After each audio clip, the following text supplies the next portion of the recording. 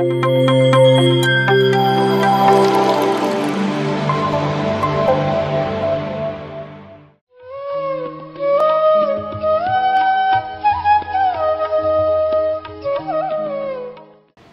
Sir ಇದ್ರು ಅವತ್ತು. ಸಾರ್ದು ಚೆನ್ನಾಗಿ ಕೇಳಿ ನೀನು ಅಂದರು. ಸ್ವಿಚ್ ಎక్కడ ನೊಕ್ಕಲು ಅక్కడ ನೊಕ್ಕುತ್ತೆ ಲೈಟ್ వెలుగుతుంది ಅಂತ ಹೇಳಿದರು ಸಾರ್ ಅಂತೆ. ಅವರು ಯಾರು ನೋಡಿಸಿ ಹೇಳ್ತಿದ್ರು ಅಂದರೆ ನನ್ನ ಮಗಳನ್ನ ಅಂದೆ. ಸ್ವಿಚ್ ಅక్కడ ఉంది ಅಂದರು ಪ್ರೇಮ್ನಾಥ್ ಸರ್. ಹೌದಾ ಅಂತೇಳಿ ಅವಳನ್ನ ಅಂದರೆ ನಾನು ಯಾವಾಗ ಆರೋಗ್ಯಕ್ಕೆ ಬಂದಿನೋ ಪ್ರತಿ ತಿಂಗಳು ಹುಣ್ಣಿಮೆಗೆ ನಮ್ಮ ಮೇಲೆ ಧ್ಯಾನ ಮಾಡಿಸ್ತಾ ಇದ್ವಿ ರೀ ನಾವು. ಸುಮಾರು 200 ಜನ ಬರ್ತಿದ್ರು. ಎಲ್ಲ 200 ಜನ ಎಲ್ಲ ಧ್ಯಾನ ಒಂದೊಂದು ಹುಣ್ಣಿಮೆಗೆ ಒಂದೊಂದು ಸಂಕಲ್ಪ ತಗೊತಿದ್ದೆ ನಾನು. ನನ್ನ ಕುಟುಂಬ ಸಸ್ಯಾಹಾರ ಕುಟುಂಬ ಆಗಬೇಕು, ಅದು ಆಯಿತು. ನನ್ನ ಕುಟುಂಬ ಧ್ಯಾನ ಕುಟುಂಬ ಆಗಬೇಕು. ಈ ಥರನೇ ನಾನು ಪ್ರತಿ ಹುಣ್ಣಿಮೆಗೂ ಸಂಕಲ್ಪ ಇಟ್ಕೊತೀನಿ. ಆ ಸಂಕಲ್ಪ ಯಾವ ಥರ ಅಂದರೆ ಕೇವಲ ನನ್ನ ಕುಟುಂಬ ನನಗೋಸ್ಕರನೇ ಇಟ್ಕೊಂಬಲ್ಲ, ಇಡೀ ವಿಶ್ವಕ್ಕೆ ಇಟ್ಕೊತೀನಿ ರೀ ನಾನು. ಹಾಗಾಗಿ ಅದು ಅತಿ ಶೀಘ್ರವಾಗಿ ನೆರವೇರುತ್ತೆ ನನ್ನ ಒಂದು ಸಂಕಲ್ಪ. ಹಾಗಾಗಿ ನಾನು ಆವತ್ತೇ ಅಂದ್ಕೊಂಡೆ, ಹೌದಾ ನಾನು ತುಂಬ ಅಂದ್ಕೊತಿದ್ದೆ ನಾನೊಬ್ಬಳೆಲ್ಲ ನನ್ನ ಕುಟುಂಬನ ಧ್ಯಾನಕ್ಕೆ ಬರಬೇಕು ಅಂತೇಳಿ. ಹೌದು, ನನ್ನ ಮಗಳಿಂದನೇ ಸ್ಟಾರ್ಟ್ ಮಾಡಬೇಕು ಅದು ಅಂಥೇಳಿ ಅವಳಿಗೆ ಧ್ಯಾನ ಹೇಳ್ಕೊಟ್ಟೆ. ಅವಳು ನಾನು ಫಸ್ಟ್ ಟೈಮ್ ಅಮರಾವತಿಗೆ ಹೋಗಿದ್ವಿ, ಪ್ರಚಾರ ಮಾಡಿ ಬಂದ್ವಿ. ಅಂದರೆ ಸುಮ್ಮನೆ ಕರ್ಕೊಂಡೋಗಿದ್ರು ಸೀನಿಯರ್ ಮಾಸ್ಟರ್ಸ್ ಪುಷ್ಪ ಮೇಡಮ್ ಮಸ್ಕಿ ಸರ್ ಅವ್ರ ಜೊತೆಗೆ ಹೋಗಿದ್ವಿ ನಾವು. ಆದರೆ ಅದೇನು ಪ್ರಚಾರ ಅಲ್ಲಿ ನಡೀತು, ಅದೇ ನಮಗೆ ಸ್ಯಾಟಿಸ್ಫೈ ಇದ್ದಿಲ್ಲ, ಬಂದುಬಿಟ್ಟಿವಿ. ಎಲ್ಲ ಚೆನ್ನಾಗಾಯ್ತು. ಅಲ್ಲೇನು ನಾವು ಏನು ಮಾಡಿಲ್ಲಲ್ಲ, ಸುಮ್ಮನೆ ಪ್ರಚಾರ ಮಾಡಿ ಬಂದಿವಲ್ಲ ಅನ್ನೋ ಥರ ಇತ್ತು. ಪತ್ರಿ ಸರ್ ಆ ಥರ ಅವತ್ತು ಹೇಳಿದರು, ನಿನ್ನ ಹೊರಗಡೆ ಬರಬೇಕು, ನಿನ್ನ ಎಲ್ಲ ಹತ್ರ ನಿನಗೋಸ್ಕರ ತುಂಬ ಆತ್ಮಗಳು ಕಾಯ್ತಾ ಇದ್ದಾವೆ ಅಂಥೇಳಿ. ಆವಾಗ ನಾನು ಹೇಳಿದೆ, ಸರ್ ನಾನು ಯಾವ ಬುಕ್ಸ್ ಓದಲ್ಲ ಸರ್, ನನಗೆ ಯಾವ ಅನುಭವಗಳಿಲ್ಲ. ಇಲ್ಲ, ನಿನ್ಗೆ ಆಗ್ತಾ ಇದ್ದಾವಲ್ಲ ಈ ಆತ್ಮಾನುಭವಗಳೇ ಹೇಳಬೇಕು ನೀನು ಅಂತ ಹೇಳಿದರು. ಅಂದರೆ ನೀವು ಹೇಳಿದ ಮೇಲೆ ಅದು ಮುಗೀತು ಅಂತ ಹೇಳಿದರೆ ಎಲ್ಲರಂದರು, ಸಾರ್ ಮುಖಾಂತರ ಏನಾದ್ರು ಬಂದಿದೆ ಅಂದರೆ ಅದು ಖಂಡಿತ ನೆರವೇರುತ್ತೆ ಅಂತ ಹೇಳಿದರು. ಆಯಿತು ಅಂತ ಬಂದುಬಿಟ್ಟಿವಿ ನಾವು.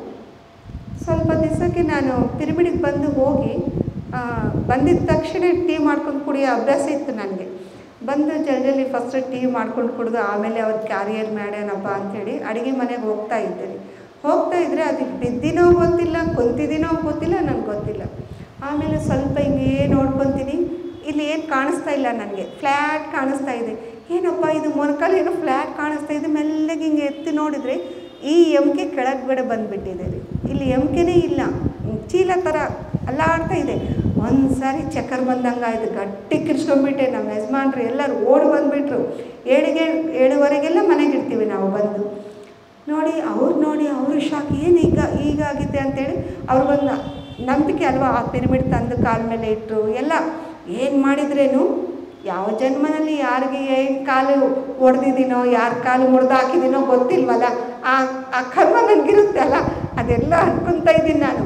ಈ ಕಾಲಿಗೆ ಎಷ್ಟೋ ಕೋರ್ತಾ ಇದ್ದೀನಿ, ಏನು ತಪ್ಪು ಮಾಡಿದರೆ ಕೂಡ ಭಯಂಕರವಾದ ನೋವು. ಅದು ಅಷ್ಟು ನೋವು ಅಂದರೆ ಅಷ್ಟು ನೋವು. ಇನ್ನೇನಪ್ಪ ಮುಗಿತೇನೋ ನನ್ನ ಕತೆ ಅಂದ್ಕೊಂಡ್ಬಿಟ್ಟೆ ನಾನು. ಆವಾಗ ನಮ್ಮ ತಮ್ಮ ಬಂದುಬಿಟ್ಟು ಬಳ್ಳಾರಿನಲ್ಲಿ ಸುಧಾಕ್ರಾಸ್ನಲ್ಲಿ ವೆಂಕಟಕಾಮಿನೇನ ಹಾಸ್ಪಿಟಲ್ ಇದೆ, ಇವಾಗಲೂ ಇದೆ. ಅಲ್ಲಿ ಕರ್ಕೊಂಡೋದ್ರು ನಮ್ಮ ತಮ್ಮವರು. ಅಲ್ಲಿ ಹೋಗೋಣ, MKಗಳು ಸ್ಪೆಷಲಿಸ್ಟ್ ಅವರು ಅಂಥೇಳಿ. ಆಯಿತು, ಅಲ್ಲಿ ಹೋಗಿ ಒಳಗೆ ಹೋಗ್ತೀನಿ. ನಮ್ಮ ತಾಯಿ ಎಲ್ಲರೂ ಬಂದುಬಿಟ್ಟಿದ್ದಾರೆ, ಅಳ್ತಾ ಇದ್ದಾರೆ. ಇನ್ನೇನಪ್ಪ ಇವಳು ಇವಾಗ ಚೆನ್ನಾಗಿದ್ದಾಳೆ ಅಂದರೆ ಏನೋ ಒಂದು ಆಯ್ತು ಇವಳು ಜೀವನದಲ್ಲಿ, ಅವರು ಅಳ್ತಾ ಇದ್ದಾರೆ. ನನಗೆ ಒಳಗಡೆ ಕರ್ಕೊಂಡು ಹೋಗಾಗ ನನ್ನ ಮಗಳು ಅಂದ್ರು ರೀ, ಅಮ್ಮ ನೀನು ಬಂದಿದ್ದು ಬೆಡ್ ಮೇಲೆ ಇರೋಕ್ಕೋಸ್ಕರ ಅಲ್ಲ, ಪ್ರಚಾರ ಮಾಡೋಕ್ಕೆ ನಿನ್ನ ಕಾಲುಗಳು, ನೀನು ಪ್ರಚಾರ ಮಾಡೋಕ್ಕೋಸ್ಕರನೇ ಬಂದು ಅಳಬೇಡ. ಅಷ್ಟು ತನಕ ನಾನು ಅಳ್ತಾ ಇದ್ದೆ. ಆದರೆ ನನ್ನ ಮಗಳಿಗೆ ಹೇಳಿದ ಒಂದು ವಿಷಯ ಹೇಳ್ತಾರೆ ನೋಡ್ರಿ, ಮೈಂಡ್ನಲ್ಲಿ ಎಂಟಿ ಮೈಂಡ್ನಲ್ಲಿ ಇಟ್ಕೊಂಡ್ರೆ ಅದು ಯಾವ ಥರ ಜುಮ್ಮನ್ನು ಆ ಥರ ಅನ್ನಿಸ್ತು ನನಗೆ. ಹೌದಲ್ವಾ, ನನಗೇನಾಗಲ್ಲ. ಒಂದು ಕಾನ್ಫಿಡೆನ್ಸ್ ಹೆಂಗೆ ಬಂತಂದರೆ ನನಗೆ ಯಾವ ಆಪ್ರೇಷನ್ ಬೇಕಾಗಿಲ್ಲ. ಆ ನರ್ಸ್ಗಳು ನಗ್ತಾ ಇದ್ದಾರೆ, ಹಾಗೆ ಅಮ್ಮ ಏನಾಗಲ್ಲ, ಒಂದು 6 ಗಂಟೆ ಆಯಿತು ಎಮ್ಕೆಂದು ಅಂಥೇಳಿ, ನನಗೆ ಆಪ್ರೇಷನ್ ಬೇಕಾಗಿಲ್ಲ ಅಂಥೇಳಿ ನಾನು ಸುಮ್ಮನೆ ಅಂದರೆ ಅಷ್ಟು ತನಕ ಆ ನೋವನ್ನ ಅಳ್ತಾ ಇದ್ದೀನಿ. ಆವಾಗ ಹತ್ತಿಲ್ಲ, ನಾನು ಆ ನೋವನ್ನ ಸಹಿಸ್ತಾ ಇದ್ದೀನಿ, ರಿಸೀವ್ ಮಾಡಿಕೊಂಡೆ.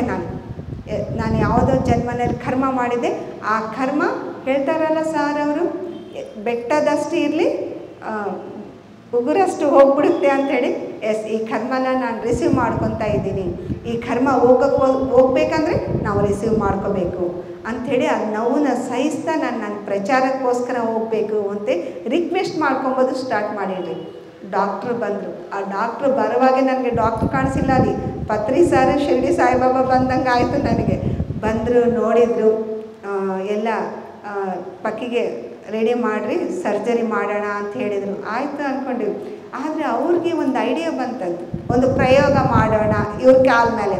ಆದರೆ ಒಂದು ಆಪ್ರೇಷನ್ ಇಲ್ಲಿದ್ರೆ 2 ಆಪ್ರೇಷನ್, ಅವ್ರು ಹೊರಗಡೆ ಇರ್ತಾರೆ ಗೊತ್ತಾಗಲ್ಲ ಅಂಥೇಳಿ ಒಂದು ಪ್ರಯೋಗ ಥರ ಮಾಡಿದ್ರು. ಕಾಲನ್ನ ಬಟ್ಟೆ ನಾವು ಯಾವ ಥರ ಹಿಂಡ್ತೀವಿ ನೋಡ್ರಿ ಆ ಥರ ಹಿಂಡ್ಬಿಟ್ಟಿದ್ದಾರೆ. ಅದು ಹೆಂಗೆ ಹಿಂಡಿದಾರೋ ಕೂಡ ಗೊತ್ತಿಲ್ಲ ನನಗೆ, ಆ ಸಾರ್ಗೂ ಗೊತ್ತಿಲ್ಲ ಅಂತೆ. ಆಮೇಲೆ ಅಂತಾರೆ, ನೀನು ನನಗೆ ಏನು ಹಿಪ್ನೋಟಿಸಮ್ ಮಾಡಿದ್ಯಮ್ಮ ಅಂದರು. ಇಲ್ಲ ಸರ್, ನಮ್ಮ ಪತ್ರಿ ಸರ್ ಇದ್ದಾರೆ ನಿಮ್ಮ ಒಳಗಡೆ ಅಂದೆ. ಅಷ್ಟು ಹಿಂದೆ ಹೋಗಿದ್ದೆ ಏಮಕ್ಕೆ ಒಂದು ಸಾರಿ ಮತ್ತೆ ಅದು ಯಥಾಸ್ಥಾನನಲ್ಲಿ ಬಂದುಬಿಡ್ತಾರೆ. ಅಂದರೆ ಅವ್ರು ಅಂದರು, ಈತಮ್ಮ ನಿನ್ನ ಕಾಲಿಗೆ ಏನಾಗಿಲ್ಲ ನೋಡ್ಕೋ ಅಂತ ಹೇಳಿದರು. ನೋಡಿದೆ, ತುಂಬ ಖುಷಿ ಆಯಿತು ನನಗೆ. ಆಪ್ರೇಷನ್ ಅಂದ್ರಲ್ಲ ಸರ್, ಬೇಕಾಗಿಲ್ಲ ಆಪ್ರೇಷನ್, ಇವಾಗ ನಿಮಗೆ ಅದು ಲೂಸ್ ಆಗಿದ್ದಕ್ಕೋಸ್ಕರ ನರ್ವಸ್ ಲೂಸ್ ಆಗಿರ್ತಾವೆ, ಒಂದು ಬೆಲ್ಟ್ ಹಾಕೋಣ ಸಾಕು ಅಂತೇಳಿ ಬೆಲ್ಟ್ ಕೊಟ್ಟರು. ಅಳ್ತಾ ಹೋಗಿದ್ದವಳು ನಗ್ನಗ್ತಾ ಹೊರಗಡೆ ನಡೀತಾ ಬಂದೆ ನಾನು. ಆವಾಗ ನಮ್ಮ ಯಜಮಾನ್ರಿಗೆ ಪರ್ಫೆಕ್ಟ್ ಅರ್ಥ ಆಗಿಬಿಡ್ತು. ಓ ಈಕೆ ಮನೆಗೆ ಇಟ್ಕೊಬೇಕಲ್ಲ, ಇವಳು ಬಂದಿದ್ದು ಪ್ರಚಾರಕ್ಕೋಸ್ಕರನೇ ನನ್ನ ಮಗಳಿದ್ದು. ಅವಾಗೇ ನಾನು 2011 ಡೆಹ್ರಾಡೂನ್ಗೆ ಹೋಗಿದ್ದೆ ರೀ, ಪ್ರಚಾರಕ್ಕೋಸ್ಕರನೇ ಹೋಗಿದ್ದೆ. ಮಿಲ್ಟ್ರಿ ಕ್ಯಾಂಪಸ್ಗೆ ಒಂದು 22 ದಿವಸ ಇದ್ವಿ ನಾವಲ್ಲಿ. ಆ ಪ್ರಚಾರ ಮಾಡಿದ ಬಂದಮೇಲೆ ರಿಷಿಕೇಶ್ನಲ್ಲಿ ಅತಿ ದೊಡ್ಡದು ಪಿರಮಿಡ್ ಬಂತು. ಸತೀಶ್ ಅಗರ್ವಾಲ್ ಅವರಿಂದ ಬಾಲಕೃಷ್ಣ ಸರ್ ಅವರ ಸಿಸ್ಟರ್ ನನ್ನ ಕರ್ಕೊಂಡು ಹೋಗಿದ್ರು. ನಾನು ಬೆಡ್ ಮೇಲೆ ಒಂದು ದಿವಸನೂ ಮಲಗಿಲ್ಲ. ಅವರು ಏನೋ ಅದೇನಂತಾರೆ ಫಿಸಿಯೋಥೆರಪಿ ಮಾಡಿಸು ಅಂದರು. ಯಾವ ಫಿಸಿಯೋಥೆರಪಿ ಆಗಿಲ್ಲ, ಏನಿಲ್ಲ, ಪರ್ಫೆಕ್ಟಾಗಿದ್ದೀನಿ ರೀ ನಾನು. ಅಂದರೆ ಇದು ಯಾಕೆ ಹೇಳ್ತಿದ್ದೀನಂದರೆ, ನಮ್ಮ ಗತ ಜನ್ಮಲ್ಲಿ ಯಾವುದಾವ್ದು ತಗೊಂಡು ಬಂದಿರ್ತೀವೋ ಕರೆಕ್ಟ್ ಟೈಮ್ಗೆ ಅಟ್ಯಾಕ್ ಆಗ್ತಾವಲ್ರಿ ಆ ಕರ್ಮಗಳು. ಮಹಾಭಾರತನಲ್ಲಿ ಕರ್ಣನಿಗೆ ಯಾವ ಥರ ಯುದ್ಧ ರಂಗದಲ್ಲಿ ಆ ಯುದ್ಧಕ್ಕೆ ಹೋಗುವಾಗ ಯಾವ ಥರ ಅದು ನೋಡ್ರಿ ಚಕ್ರ ಭೂಮಿ ತಾಯಿ ಹೇಳ್ಕೊಂಡ್ಬಿಡ್ತಾಳೆ. ಅಂದರೆ ನಾವು ಯಾವ ಟೈಮ್ನಲ್ಲಿ ಏನು ಮಾಡಬೇಕಂತ ಹೋಗ್ತೀವೋ ಅವಾಗೇ ನಮ್ಮ ಕರ್ಮಗಳು ಅಟ್ಯಾಕ್ ಆಗ್ತಾವಂತೆ. ಆವಾಗ ಈ ಧ್ಯಾನ ಅಂಬೋದು ಎಷ್ಟು ಸಹಾಯ ಮಾಡುತ್ತೆ ಅಂದರೆ, ನಾನು ಧ್ಯಾನ ಕೊಡುವಾಗ ನೋಡ್ತಾ ಇದ್ದೀನಿ ನನ್ನ ಮನೆಗೆ ಎಷ್ಟು ನೆಗೆಟಿವ್ ತುಂಬೋಗಿತ್ತಂದರೆ, ನನ್ನ ಮನೆಯೆಲ್ಲ ನೆಗೆಟಿವ್ನೇ. ಯಾಕಂದರೆ ಯಾವಾಗಲೂ ನಾನು ಅಳದೆ ಯಾರು ಬಂದರೆ ಅದೇ ಹೇಳ್ತಿದ್ದೆ, ಅದೇ ನನ್ನ ಮನೆ ಯಾವಾಗಲೂ ಅದನ್ನು ಒಂಥರ ಅಳ್ತಾ ಇದೆ ಅನ್ನೋ ಥರನೇ ಆಗ್ತಾಯಿತ್ತು ನನ್ನ ಮನೆಯಲ್ಲಿ. ಯಾವಾಗಂದರೆ ನಾನು ಧ್ಯಾನ ಗಂಟೆ ಕೂಡ್ತಾ ಇದ್ದೀನೋ, ನನ್ನ ಒಳಗಡೆಯಿಂದ ಆ ಕಿರಣಗಳು ಹೋಗಿ ನನ್ನ ಮನೆ ವಾತಾವರಣನೇ ಚೇಂಜ್ ಮಾಡಿಬಿಟ್ಟಿದ್ದು. ಮನೆ ಮಂತ್ರಾಲಯ ಆಗಿಬಿಟ್ಟಿತ್ತು. ಒಂದು ಮನೆ ನರಕ ಅಂದ್ಕೊಳ್ತಾ ಇದ್ದೆ ನಾನು. ಹೆಣ್ಣಾಗಿ ಹುಟ್ಟೋದೇ ತಪ್ಪ ನನ್ನ ಜೀವನದಲ್ಲಿ, ಹೆಣ್ಣಾಗಿ ಜನ್ಮ ಪಡೆಯೋದೇ ತಪ್ಪ ಅನ್ನೋವಳು ನಾನು. ಆ ಧ್ಯಾನದ ಆ ಒಂದು ಪ್ರಭಾವ ನೋಡಿ, ಆ ಶಕ್ತಿ ನಮ್ಮ ಒಳಗಡೆ ಹೆಣ್ಣಲ್ಲಿ ಎಷ್ಟು ಶಕ್ತಿ ಇದಾವಂತೆ ನಾನು ನೋಡ್ಕೊಂಡಿದ್ದೀನಿ. ಅದಕ್ಕೆ ಇನ್ನು ಈ ಕೊನೆ ಜನ್ಮನೋ ಏನೋ ನನಗೆ ಗೊತ್ತಿಲ್ಲ, ಆದರೆ ಇನ್ನೂ ಎಷ್ಟು ಜನ್ಮಗಳು ಇದಾವೋ ಕೂಡ ಗೊತ್ತಿಲ್ಲ ನನಗೆ. ಅಷ್ಟು ಜನ್ಮಗಳು ನಾನು ಹೆಣ್ಣಾಗಿ ಹುಟ್ಟಕ್ಕೆ ಇಷ್ಟಪಡ್ತೀನಿ. ಯಾಕಂದರೆ ಆ ಹೆಣ್ಣಿನಲ್ಲಿ ಅಷ್ಟು ಶಕ್ತಿ ಇದೆ. ಒಂದು ಮನೆ ಹಾಳಾಗೋಕ್ಕೆ ಕಾರಣ ಹೆಣ್ಣೆ, ಒಂದು ಮನೆ ಚೆನ್ನಾಗಿರ್ಬೇಕಂದ್ರೆ ಕಾರಣ ಹೆಣ್ಣೆ. ಅದನ್ನು ತಿಳ್ಕೊಂಡಿದ್ದೀನಿ ನಾನು. ಅದಕ್ಕೆ ಏನು ಪತ್ರಿ ಸರ್ ಸಂಸಾರನಲ್ಲಿ ನಿರ್ವಾಣ ಅಂತಾರೆ. ಎಲ್ಲೋ ಓಡೋಗಿ ಮಾಡಬೇಡ್ರಿ, ನೀವು ಹೆದರ್ಬೇಡ್ರಿ. ಸಂಸಾರ ಅಂದರೆ ಅದರಲ್ಲಿ ಇದು ಮಾಧುರ್ಯನ ನೋಡ್ರಿ ಅಂತ ಹೇಳಿದ್ದಾರೆ. ಅವ್ರು ಎಲ್ಲ ಬಿಟ್ಟು ಹೋಗಿ ಧ್ಯಾನ ಮಾಡಿ ತಪಸ್ಸು ಮಾಡಿದರೆ ಅವ್ರಿಗೆ ಮುಕ್ತಿ ಸಿಗಲ್ಲ. ಯಾಕಂದರೆ ಅವ್ರಿಗೆ ಏನು ಕಷ್ಟ ನಷ್ಟ ಅನುಭವಗಳು ಇರಲ್ಲ. ಅವ್ರಿಗೆ ಏನು ಗೊತ್ತಾಗುತ್ತೆ? ಬರೀ ಕಣ್ಣು ಮುಚ್ಕೊಂಡು ಮೂಗನ್ನು ನೋಡ್ತಾ ಇದ್ದರೆ ಅವ್ರಿಗೇನು ಅನುಭವ ತಿಳಿಯಲಾರದು ಅವ್ರಿಗೆ. ಆದರೆ ನಾವು ಸೊಸೈಟಿನಲ್ಲಿ ಇದ್ವಿ, ಸಂಸಾರನಲ್ಲಿ ಇದ್ವಿ, ಮಕ್ಕಳ ಜೊತೆ, ಗಂಡನ ಜೊತೆ, ಹೆಂಡತಿ ಜೊತೆ ಇದ್ದು ಆ ಅನುಭವಗಳು ಪಡಿತಾ ನಮ್ಮನ್ನು ನಾವು ಸ್ವಧರ್ಮ ಮಾಡ್ಕೊತ ನಮ್ಮ ಆತ್ಮನ ನಾವು ಬೆಳೆಸ್ತೀವಿ ನೋಡ್ರಿ, ಅದು ಗ್ರೇಟ್ ಅಂತ ಹೇಳ್ತಾರೆ ಪತ್ರಿ ಸರ್. ಅದಕ್ಕೆ ಫಸ್ಟ್ ಸ್ವಧರ್ಮ, ಪರಧರ್ಮನಲ್ಲಿ ಇರಬೇಕು, ಫಸ್ಟ್ ಸ್ವಧರ್ಮ. ಅದನ್ನು ನಾನು ತಿಳ್ಕೊಂಡಿದ್ದೀನಿ. ಯಾಕಂದರೆ 24 ಗಂಟೆ ಎಲ್ಲರಿಗೋಸ್ಕರ ಮಾಡ್ತಾಯಿದ್ದೀವಿ. ಯಾರೋ ನಮ್ಮ ಮೆಚ್ಕೋಬೇಕು. ಮನೆಗೆ ಏನಂತಾರೆ, ಓ ನಿನ್ನ ಸೊಸೆ ಗ್ರೇಟ್ ಅಪ್ಪ ಅಂದರೆ ಒಂದು ಕಿರೀಟ ಇದ್ದಂಗೆ ಅಲ್ರಿ ನಮಗೆ. ಅದಕ್ಕೆ ಮಾಡಿದೆ ಆ ಬಾಡಿ ಸಹಕಾರ ಮಾಡಿಕ್ಲಿದ್ರೆ ಕೂಡ ಮಾಡ್ತಾ ಇರ್ತೀವಿ. ನಾವು ಬರ್ತಾ ಇರ್ತೇವೆ ಆದರೂ ಕೂಡ ಮಾಡ್ತೀವಿ. ಇರಬೇಕು, ನಿಜ. ಅದು ಒಂದು ಏನಂತಾರೆ, ಒಂದು ಮನೆಗೆ ಅದು ಅಲಂಕಾರಣ. ಒಂದು ಸೊಸೆ ಮಾಡಿದಾಳೆ, ಒಂದು ಒಳ್ಳೆಯ ಹೆಸರು ಬೇಕಂದರೆ ಕೂಡ ಅದು ನಮಗೆ ತುಂಬ ಗೌರವ ಕೊಡೋದು. ಅದನ್ನೇ ಇರಬೇಕು. ಆದರೆ ನಮಗೋಸ್ಕರ ನಾನು ರಾತ್ರಿ ಮಾಡ್ತಾಯಿದ್ದೇನೆ ಫಸ್ಟ್ ಧ್ಯಾನ. ರಾತ್ರಿ ಇರೋದೇ ನಮಗೋಸ್ಕರ, ಹೆಣ್ಮಕ್ಳಿಗೋಸ್ಕರ ಏನು ರಾತ್ರಿ. ಪತ್ರಿ ಸಾರ್ ಹೇಳ್ತಿದ್ರು, ರಾತ್ರಿ ಎಲ್ಲ ಧ್ಯಾನ ಮಾಡೋರಿಗೆ ಹಗಲೆಲ್ಲ ಪ್ರಪಂಚಿಕನಲ್ಲಿ ನಿಮ್ಮ ಕೆಲಸಗಳು ನೋಡ್ಕೋಬೇಕು ಅಂಥೇಳಿ. ಹಾಗೆ ಮಾಡ್ತಿದ್ದೆ ನಾನು. ಬೆಳಗ್ಗೆಲ್ಲ ನಮ್ಮ ಕೆಲಸಗಳು ಎಲ್ಲ ಕೆಲಸವನ್ನು ಬಿಡಿಸಿದ್ದೆ. ಪ್ರಚಾರಕ್ಕೆ ಹೋಗ್ತಾ ಇದ್ವಿ ನಾವು, ತುಂಬ ಪ್ರಚಾರ. ಯಾವಾಗಾದರೆ ನಾನು ಅನಾರೋಗ್ಯದಿಂದ ಬಂದಿದ್ದೀನಿ ಹೊರಗಡೆ, ಹಾಸ್ಪಿಟಲ್ಸ್ ಜಾಸ್ತಿ ಅಲ್ಲೇ ಹೋಗ್ತಾ ಇದ್ವಿ. ಆ ಥರ ಹೋಗುವಾಗ ನನಗೆ ಒಂದು ಲೆಪ್ರಸಿ ಕಾಲನಿಗೂ ಹೋಗಿದ್ವಿ ರೀ ನಾವು. ಅಂದರೆ OPDಗೆ ಹೋಗಿ ನಾವು ಪಾಂಪ್ಲೆಟ್ಸ್ ಎಲ್ಲ ಹಚ್ಚಿ ಬರ್ತಾ ಇರುವಾಗ ಬಳ್ಳಾರಿನಲ್ಲಿ ಲೆಪ್ರಸಿ ಕಾಲನಿ ಇದೆ, ಅಲ್ಲಿನೂ ಹೋಗಿದ್ವಿ. ಒಂದು ವಾರ ಅವ್ರ ಹತ್ರ ಹೋಗಿದ್ವಿ. ಅದು ಹೋಗೋಕ್ಕೆ ಪರ್ಮಿಷನ್ ಕೊಟ್ಟಿಲ್ಲ ಡಾಕ್ಟರ್ ನಮಗೆ. ಹೊರಗಡೆ ಅವ್ರ ಗೇಟ್ ಹೊರಗಡೆ ಇರುತ್ತೆ ಅದು. ಅವ್ರು ನಮ್ಮ ಮುಟ್ಕೊತಾ ಇದ್ರೆ ಅವ್ರು ನಮ್ಮ ಕಾಲಿಗೆ ಬೀಳ್ತಿದ್ರು, ನಮ್ಮನ್ನು ಮುಟ್ಕೋಬಾರ್ದು, ನೀವು ಡಾಕ್ಟರ್ಸೇ ನಮ್ಮನ್ನು ಮುಟ್ಟಲ್ಲ, ಟಾರ್ಚ್ ಹಾಕಿ ನೋಡ್ತಾರೆ, ಅಷ್ಟು ದೂರ ನಿಂದಿರ್ತಾರೆ, ನೀವು ನೋಡಿದ್ರೆ ನಮ್ಮ ಕೈಗಳು ಇಟ್ಕೊಂಡು ಕೂಡಿಸ್ತೀರಾ, ನಿಮ್ಗೇನನ್ನ ಆಗುತ್ತೆ ಅಂಥೇಳಿ. ಇಲ್ಲ, ಆ ಥರ ಆಗಲ್ಲ. ನಮ್ಮ ಮೈಂಡ್ ಸಿಸ್ಟಮ್ ಆ ಥರ ಇರುತ್ತೆ ರೀ. ನಮ್ಗೆ ಆಗುತ್ತೆ ಅಂದರೆ ಆಗುತ್ತೆ, ಇಲ್ಲಾಂದರೆ ಇಲ್ಲ. ಯಾಕಂದರೆ ಪತ್ರಿ ಸರ್ ಹೇಳ್ತಿದ್ದಾರಲ್ಲ, ಮೈ ಡಿಯರ್ ಗಾಡ್ಸ್ ಅಂತೇಳಿ. ನಿಜ, ನಮ್ಮ ಒಳಗಡೆ ಇರೋ ಆತ್ಮ ಪರಮಾತ್ಮಂದೇ ನಾವು ಅನ್ಕೊತಿದ್ವಿ. ಆದರೆ ನಮ್ಮ ಒಳಗಡೆ ಇರೋ ದೈವತ್ವನ ನಾವೇ ನಂಬ್ತಾ ಇಲ್ಲ. ನಮಗೂ ಒಂದು ಸಾರಿ ಅನ್ನಿಸ್ತೀರಿ, ಇವ್ರು ಡಾಕ್ಟರ್ ಅವರು ಪರ್ಮಿಷನ್ ಕೊಡ್ತಾ ಇಲ್ಲ ನಮಗೆ, ಮತ್ತು ನಾವು ಹೋಗ್ಬಾರ್ದೇನೋ ಒಳಗಡೆ ಅಂತೇಳಿ. ನಮ್ಮ ಟೀಮ್ ಇತ್ತರೆ, ನಾನು, ಭಾಗ್ಯ, ಸಾವಿತ್ರಮ್ಮ, ಸುಲೋಚನಾ ಅಂತೇಳಿ ನಾವು 5 ಜನ ಬಿಟ್ಟಿಲ್ಲ. ಇಲ್ಲ, ಹೋಗಲೇಬೇಕು, ನೋಡೋಣ ಏನಾಗುತ್ತೋ ನೋಡೋಣ ಒಳಗಡೆ ಹೋಗಿ ಅಂಥೇಳಿ. ಆದರೆ ಅವ್ರಿಗೆ ಹೆಂಗೆ ಕಾಡ್ಸಿವಂದರೆ ಆ ಡಾಕ್ಟರ್ ಲಾಸ್ಟಿಗೆ, ನಿಮ್ಮ ಮನೆಗಳಿಗೆ ಹೋಗಿ ನಿಮ್ಮ ಗಂಡ ಹತ್ರ ಸೈನ್ ಮಾಡ್ಕೊಂಡು ಬರ್ರಿ, ಏನು ಆದರೆ ನಮ್ದಲ್ಲ ಅಂಥೇಳಿ. ಆಯ್ತು, ಹಂಗೆ ಮಾಡ್ಕೊಂಡ್ಬರ್ತೀವಿ. ಅಂದರೆ ಯಾರು ಗಂಡನ ಸೈನ್ ಅವರೇ ನಾವೇ ಮಾಡ್ಕೊಂಡೋಗಿ ಅವ್ರಿಗೆ ಕೊಟ್ಟಿವಿ. ನೋಡಿರಿ, ನಮ್ಮ ಯಜಮಾನ್ರು ಮಾಡಿಸ್ಕೊಟ್ಟಿದ್ದಾರಂತ ಒಳಗಡೆ ಹೋಗಿ ಅವ್ರಿಗೆ ಒಂದು ವಾರ ರೀ. ಅವಾಗ ಗೊತ್ತಾಯ್ತು ನನಗೆ ಪ್ರಚಾರ ನನಗೆ ಎಷ್ಟು ಮಹತ್ತರವಾದಂಥ ವಿಷಯ ಇರುತ್ತೋ. ಪತ್ರಿ ಸರ್ ಹೇಳ್ತಾರೆ, ಯಾವಾಗಾದರೆ ನೀನು ಧ್ಯಾನ ಪ್ರಚಾರ ಮಾಡ್ತೀಯೋ, ನೀನು ಬೋಧನೆ ಮಾಡ್ತೀಯೋ, ಆವಾಗ ನೀನು ಪೂಜನೀಯ ಆಗ್ತೀಯಾ ಅಂಥೇಳಿ. ಅಲ್ಲಿ ನೋಡಿದ್ವಿ ರೀ ನಾವು. ಅವರು ನಮ್ಮನ್ನು ಹೋಗ್ತಾಯಿದ್ರೆ ಒಂದು 4 ದಿನಕ್ಕೆ ನಾವು ಹೋಗ್ತಾಯಿದ್ವಿ ಅಂದರೆ ಹೂಗಳು, ಆ ಗಿಡ ಹೂಗಳೆಲ್ಲ ಕಿತ್ತಿ ನಾವು ಬರೋ ರಸ್ತೆನಲ್ಲೇ ಹಾಕ್ತಾಯಿದ್ರು ನಮ್ಮನ್ನು. ಅಂದರೆ ಆ ಥರ ಒಬ್ಬ ದೇವರು ಹೆಂಗೆ ಬರ್ತಾರೋ ಹಂಗೆ ನೋಡ್ತಾಯಿದ್ರು ನಮ್ಮನ್ನು. ಅವ್ರ ಕೈ ಇಟ್ಕೊಂಡು ಕೂಡ್ತಾಯಿದ್ರೆ ನಮ್ಮ ಕಾಲಿಗೆ ಮುಗಿತಾಯಿದ್ರು, ಕಣ್ಣೀರು ಸೋರಿಸ್ತಾಯಿದ್ರು. ಒಂದು ವಾರಕ್ಕೆಲ್ಲ ಅವ್ರ ಕರ್ಮ, ಅವ್ರು ಅನುಭವಿಸ್ತಾ ಇರೋ ಏನು ಕರ್ಮ ಇದೋ ಅವ್ರು ರಿಸೀವ್ ಮಾಡ್ಕೊಂತಾರೆ, ಎಕ್ಸ್ಪೆಕ್ಟ್ ಮಾಡಿದ್ರು ಅವರು. ಅಷ್ಟು ತನಕ ಅವರು ನರಳ್ತಾ ಇದ್ರಂತೆ, ಏನಪ್ಪ ನಮ್ಮ ಜೀವನ. ಅವರು 10ನೇ ದಿನ 11 ದಿವಸ ಎಷ್ಟು ನಗ್ತಾ ಇದ್ದಾರೆ ಅಂದರೆ, ಇರಲಿ ಬಿಡ್ರಿ, ಯಾವುದೋ ಜನ್ಮ ಕರ್ಮ ಈ ಜನ್ಮನಲ್ಲಿ ಹೋಯ್ತು, ಇನ್ನೇನು ಧ್ಯಾನ ಮಾಡ್ತಾ ಇದ್ವಲ್ಲ, ಇನ್ನೊಂದು ಜನ್ಮಕ್ಕೆ ನಾವು ಚೆನ್ನಾಗಿ ಒಂದು ಒಳ್ಳೆ ಮನೆಯಲ್ಲಿ, ನಾವು ಒಂದು ಸ್ಪಿರಿಚುವಲ್ ಮನೆಯಲ್ಲಿ ಜನ್ಮ ಪಡಿತೀವಿ ಅಂಥೇಳಿ ಅವರು ಎಷ್ಟು ಆನಂದ ಅಂದರೆ, ಆ ಆನಂದ, ಅವ್ರ ಕಣ್ಣಾಗಿರೋ ಆನಂದ ಎಷ್ಟು ಕೋಟಿ ಕೊಟ್ರೇನೂ ನಾವು ನೋಡೋಕ್ಕಾಗಲ್ಲ ರೀ. ಅಂದರೆ ಒಂದು ಪತ್ರಿ ಸರ್ ಪ್ರತಿಯೊಂದು ಹೇಳ್ತಿರ್ತಾರಲ್ಲ, ಅವ್ರು ಹೇಳೋದಿಷ್ಟೇ, ನಮ್ಮ ಥರ ಇಷ್ಟಿಷ್ಟು ಉದ್ದಕ್ಕೆ ಹೇಳಲ್ಲ ಅವರು, ಅಥವಾ ಅವ್ರ ಗಂಟೆನಲ್ಲಿ ಒಂದಿಷ್ಟೇ ಹೇಳ್ತಾಯಿದ್ರು. ಅದು ಇಟ್ಕೊಂಡು ನಾವು ಆಳವಾಗಿ ಸಾಧನೆ ಮಾಡಿದರೆ, ಶೋಧನೆ ಮಾಡ್ತಾ ಹೋಗ್ಬೇಕು. ಸಾಧನೆ ಮಾಡ್ತಾ ಶೋಧನೆ ಮಾಡಿದರೆ ಅವ್ರ ಮಾತಿಗೆ ಅರ್ಥ ತಿಳಿತಾ ಹೋಗ್ತಾಯಿತ್ತು. ಸಾರ್ ಅಲ್ಟಿಮೇಟ್ ಸೇವೆ ಅಂತ ಹೇಳ್ತಾಯಿದ್ರು. ಸೇವೆ ಅಂದರೆ ತುಂಬ ಇಷ್ಟ. ನಾವು ಪತ್ರಿ ಸರ್ ಬಂದಮೇಲೆ ಎಲ್ಲರನ್ನ ನೋಡ್ತಾ ಇದ್ವಿ. ಯಾರನ್ನು ದೊಡ್ಡ ದೊಡ್ಡ ಗುರುಗಳು ಬಂದರೆ ಅವ್ರ ಕಾಲಿಗೆ ಹೋಗ್ತಾಯಿದ್ರು. ಅಂದರೆ ಅವರು ಥಿಯರಿ ಅಲ್ಲ ರೀ, ಪ್ರಾಕ್ಟಿಕಲ್ ಮಾಡಿ ತೋರಿಸ್ತಾ ಇದ್ರು. ಅಹಂಕಾರ ಯಾವ ಥರ ಹೋಗುತ್ತೆ ಮನುಷ್ಯರಿಗೆ ಅಂಥೇಳಿ. ನಾವು ನಮ್ಕನ್ನ ಸ್ವಲ್ಪ ದೊಡ್ಡವ್ರು ಬಂದರೆ ಕಾಲು ಏನು ಮುಗಿಬೇಕು ನಡಿ ಅಂತ ಹೇಳ್ತಿರ್ತೀವಿ. ಆದರೆ ಅವ್ರು ತೋರಿಸ್ತಾ ಇದ್ರು ಒಬ್ಬರನ್ನ ಯಾವ ಥರ ಗೌರವ ಕೊಡಬೇಕು. ಎಲ್ಲ ಆತ್ಮಗಳು ಗ್ರೇಟ್. ಗರ್ಭದಿಂದ ಪ್ರತಿಯೊಂದು ಬಂದಿದ್ದ ಆತ್ಮಗಳು ಗ್ರೇಟ್ ರೀ.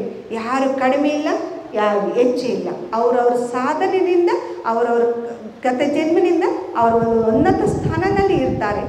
ಆದರೆ ಆ ಸಾರ್ ಹತ್ರ ನೋಡ್ತಾ ಇದ್ವಿ ನಾವು. ಆ ಒಂದು ಕೃತಜ್ಞತೆ ಇರ್ಬೋದು, ಒಂದು ರಿಸೀವ್ ಮಾಡ್ಕೊಬೋದು ಯಾವ ಥರ ಅಂತ ಹೇಳಿರ್ಬೋದು. ಈ ಥರ ಸಾರ್ನಿಂದೇ ನಾವು ಪ್ರತಿಯೊಂದಕ್ಕೂ ಸಾರನೇ ತಗೊತಾ ಇದ್ವಿ. ಮಾನ ಮಧುರ, ಮಾನ ಮಧುರ ಅಂತ ಹೇಳ್ತಿದ್ರು ಸರ್.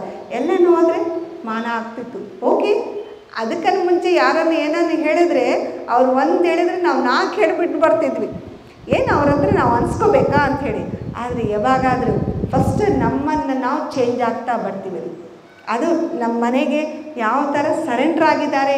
ಇವತ್ತು ನಾನು 24 ಗಂಟೆ ಹೊರಗಡೆ ಇದ್ದು ಸೇವೆ ಮಾಡ್ತಾ ಇದ್ದೀನಿ ಅಂದರೆ ಅವ್ರನ್ನ ಫಸ್ಟ್ ನನ್ನ ಒಳಗಡೆ ಚೇಂಜಸ್ ಆಗಿದ್ದೀನಿ, ನಾನು ಚೇಂಜ್ ಆಗಿದ್ದೀನಿ. ಅವ್ರನ್ನ ಚೇಂಜ್ ಆಗೋಕ್ಕೆ ನಾನು ನೋಡಿಲ್ಲ.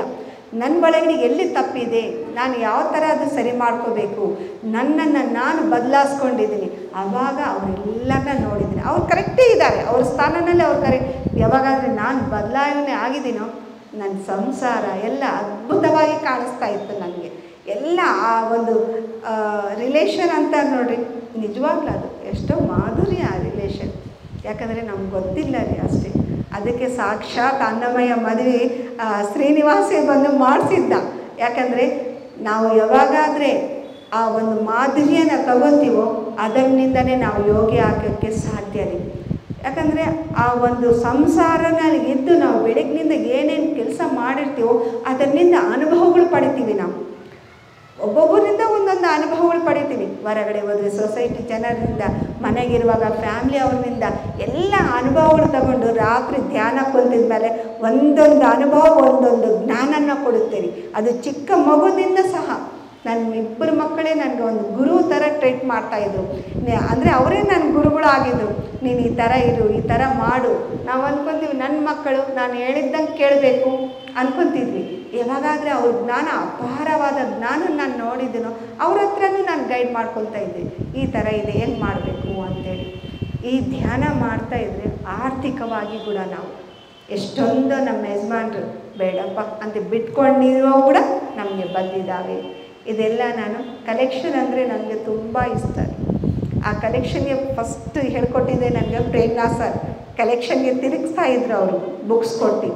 ಅವಾಗ ನಾನು ಯಾವ ಥರ ಕಲೆಕ್ಷನ್ಗೆ ಮಾಡ್ತಾ ಹೋಗ್ತಾ ಇದ್ದೀನೋ, ಯಾವ ಥರ ಅದು ಎಲ್ಲ ಬರ್ತಾಯಿತ್ತು. ಆ ಥರ ನಾವೇನೇನು ಎಲ್ಲೆಲ್ಲಿ ನಮ್ಗೆ ಬ್ಯಾಡ್ ಬಿಡು, ಯಾಕೆ ಇಷ್ಟಕ್ಕೋಸ್ಕರ ನಾವು ಯಾಕೆ ದೂರ ಮಾಡ್ಕೋಬೇಕು ನಮ್ಮ ರಿಲೇಷನ್ನ ಅಂತೇಳಿ ನಾವು ಬಿಟ್ಕೊಂಡಿದ್ದೆಲ್ಲ ಅವರಾಗಿ ಅವರೇ ನಮ್ಗೆ ಬಂದು ನಮ್ಮ ಕೈಗೆ ಕೊಡೋಷ್ಟು ಒಂದು ಎನರ್ಜಿಗೆ ನಾವು ತುಂಬಿಕೊಂಡಿದ್ವಿ. ಅವರಾಗಿ ಅವರೇ ಬಂದು ಬೇಡ ಇದೆ ಅಲ್ಲ, ನೀನು ಕೇಳಿಲ್ಲ, ಆವಾಗ ಕೇಳಿದರೆ ಕೊಟ್ಬಿಡ್ತಿದ್ವಿ, ಇವಾಗ ನಿನಗೂ ಮಕ್ಕಳಾಗಿದ್ದಾರೆ, ಬೆಳೀತಾ ಇದ್ದಾರೆ, ನೀನೇ ತಗೋ ಅಂದರೆ ಆ ರಿಲೇಷನ್ನಲ್ಲಿನೂ ಎಲ್ಲಿ ಕೆಟ್ಟಾಗಿಲ್ಲ ರೀ.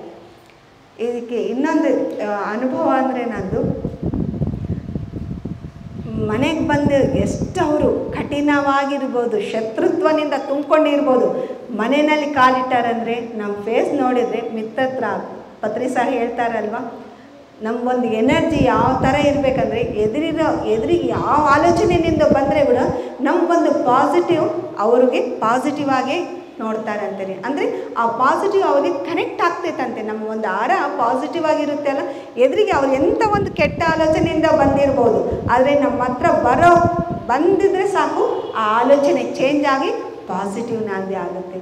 ಎಂಥವೆಷ್ಟೋ ಆಗ್ತಾಯಿದ್ವಿ. ಮತ್ತು ಆ ಒಂದು ನನ್ನ ಮಗಳಿಂದ ಹೇಳಬೇಕಾದ್ರೆ ಅವಳು ಎಲ್ಲನೂ ಯಾವಾಗಾದರೆ ಧ್ಯಾನಕ್ಕೆ ಬಂದಳು, ಫ್ರೀ ಸೀಟ್ ಸಿಗ್ತಾ ಅವಳಿಗೆ, ಇಂಜಿನಿಯರ್ ಮಾಡಿದಳು. ಮತ್ತು ಅವಳಿಗೆ ಫ್ರೀ ಎಲ್ಲ ಒಂದು ಕೋರ್ಸ್, ಜಾವಾ ಕೋರ್ಸ್ನಲ್ಲಿನೂ ಮಿನಿಮಮ್ ಅವಳಿಗೆ ಎಷ್ಟು ಗೌರ್ಮೆಂಟ್ ಸೀಟು ಅಷ್ಟೇ ತಗೊಂಡಿದ್ದಾರೆ ಅವಳಿಗೆ.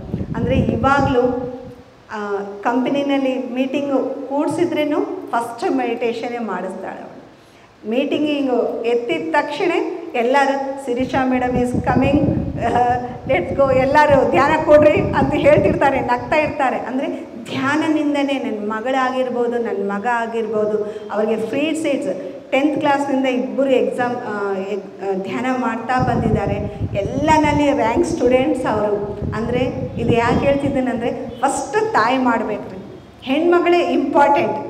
ಆ ಸಂಸಾರ ಇರ್ಬೋದು, ಅದಕ್ಕೆ ಮಹಾಭಾರತನೇ ದ್ರೌಪದಿದಿಂದ, ರಾಮಾಯಣ ಸೀತನಿಂದ ಹೆಂಗೆ ನಡೆದಿದ್ದೋ ಮನೆಗೆ ಹೆಣ್ಮಕ್ಳೇ ಪಿಲ್ಲರ್ ರೀ. ನಾವು ಚೇಂಜ್ ಆದರೆ ನಮ್ಮ ಇಡೀ ಸಂಸಾರ ಚೇಂಜ್ ಆಗುತ್ತೆ. ಅದನ್ನು ನನ್ನ ಅನುಭವ ಅದು. ನಾನು ಚೇಂಜ್ ಆಗಿದ್ದೀನಿ, ನನ್ನ ಸಂಸಾರನ ಅದ್ಭುತವಾಗಿ ಮಾಡ್ಕೊಂಡಿದ್ದೀನಿ. ನಾವೇನು ಮಾಡ್ತೀವೋ ಮಕ್ಕಳು ಅದೇ ಮಾಡ್ತಾರೆ ಅನ್ನೋಕ್ಕೆ ಆ ಒಂದು ನಿದರ್ಶನ ನಮ್ಮ ಮಕ್ಕಳನ್ನು ಧ್ಯಾನ ಮಾಡೋಕ್ಕೆ ಶುರು ಆಯಿತು. ಯಾವ ಥರ ಅಂದರೆ ಪ್ರತಿಯೊಂದು ರ್ಯಾಂಕ್ ಅವರು ಫ್ರೀ ಸೀಟ್ ತಗೊಂಡ್ರು. ಹಾಗೆ ಅವ್ರಿಗೆಲ್ಲ ಬಂದಿದ್ದು ಕಂಪನಿಗಳು ಕೂಡ ದೊಡ್ಡ ದೊಡ್ಡ ಕಂಪನಿನಲ್ಲೇ ಕೆಲಸ ಮಾಡ್ತಿದ್ದಾರೆ. ಇವಾಗ ಬೆಂಗಳೂರಿನಲ್ಲೇ ಇದ್ದಾರೆ ಇಬ್ಬರು. ನಮ್ಮ ಅಳಿಯ ಸೊಸೆನೂ ಧ್ಯಾನ ಮಾಡ್ತಾರೆ. ಯಾವ ಥರ ಅಂದರೆ ಅವ್ರಿಗೆ ಎಷ್ಟು ಇಷ್ಟ ಅಂದರೆ ಆ ಧ್ಯಾನ ಇಲ್ಲಾಂದರೆ ಅವರು ಆಫೀಸ್ಗೆ ಅಂದರೆ ಆಫೀಸ್ ಸ್ಟಾರ್ಟ್ ಇವಾಗ ವರ್ಕ್ ಫ್ರಮ್ನಲ್ಲೇ ಇದ್ದಾರೆ. ಇನ್ನು ಅವರು ಫಸ್ಟ್ ಒಂದು 5 ನಿಮಿಷ ಧ್ಯಾನ ಮಾಡೇ ಕೊಡ್ತಾರೆ. ಅಂದರೆ ಆ ಧ್ಯಾನದಿಂದ ಎಷ್ಟು ತಿಳ್ಕೊಂಡ್ರೆ ಅವರು ಆ ಥರ ಬಿಹೇವ್ ಮಾಡ್ಬೋದು. ಒಬ್ಬರು ಹೇಳಿದರೆ ಬರಲ್ಲ, ಇದು ಅವರಾಗಿ ಅವ್ರಿಗೆ ಒಳಗಿನಿಂದ ಬರಬೇಕ್ರಿ. ಕರೋನಾ ಟೈಮ್ನಲ್ಲಿ ನನಗೆ ಕಡ್ತಾಳಿನಿಂದ ಲಕ್ಷ್ಮೀ ಮೇಡಮ್ ಅವರು, ಟ್ರಸ್ಟಿ ಲಕ್ಷ್ಮೀ ಮೇಡಮ್ ಅವರು ಫೋನ್ ಮಾಡಿದರು. ಯಾಕಂದರೆ ನನಗೆ ತುಂಬ ಇನ್ಸ್ಪೈರ್ ಅವರು, ತುಂಬಾ ಅವ್ರನ್ನ ಒಂದು ಸ್ಫೂರ್ತಿಯಾಗಿ ತಗೊತೀನಿ ನಾನು ಅವ್ರನ್ನ. ಅವರು ಫೋನ್ ಮಾಡಿದರು, ಮಾಡಿ ಅವ್ರು ಹೇಳಿದ್ರು ಅವಾಗ ಈ 24 hours 108 ಪಿರಮಿಡ್ಸ್ನಲ್ಲಿ 108 ಡೇ ಧ್ಯಾನ ಮಾಡಬೇಕು. 108 ಪಿರಮಿಡ್ಸ್ನಲ್ಲಿ 24 hours ಚೈನ್ ಸಿಸ್ಟಮ್ನಿಂದ ಧ್ಯಾನ ಮಾಡಿಸ್ಬೇಕು ಅಂಥೇಳಿ. ಅಂದರೆ ನಮ್ಮ ಯಜಮಾನರು ಕೇಳಿ, ನಿನಗೇನೋ ಹುಚ್ಚ, ಕರೋನಾ ಟೈಮ್ನಲ್ಲಿ ಮಾಡಿಸಿದ್ರೆ ಎಲ್ಲರೂ ಬೈತಾರೆ, ಸುಮ್ಮನೆ ಇರು ಅಂದರು. ಇಲ್ಲ, ಅದೊಂದು ಚಾಲೆಂಜ್ ನಮಗೆ. ಪಿರಮಿಡ್ ಮಾಸ್ಟರ್ಸ್ ಅಂದ್ರೇ ಪ್ರತಿ ಒಂದು ಚಾಲೆಂಜ್ ಆಗಿ ತಗೊತಾರೆ.